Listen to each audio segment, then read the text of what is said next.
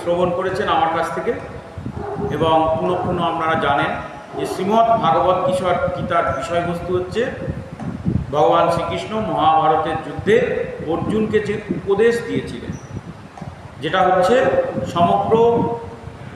সমগ্র উপনিষদের সারাংশ। তাই তাকে বলা হয় শ্রীমদ্ ভাগবত গীত উপনিষদ, বা সংক্ষেপে বলা হয় শ্রীমদ্ ভাগবত গীতা। আর এই গীতা পাঠের মাহাত্ম্য কী সেগুলো আমরা আলোচনা করেছি। আজকে আমরা আলোচনা করব শ্রীমদ্ ভাগবত পাঠের মাহাত্ম্য, ভাগবতম যাকে বলা হয়, যেটা হচ্ছে সমস্ত পুরাণের সারাংশ। আমি আগের দিন আলোচনা শুরু করেছিলাম যে ব্যাসদেবজি 18টা পুরাণ রচনা করেছিলেন, এবং সেই সমস্ত পুরাণের সারবস্তু হিসাবে তিনি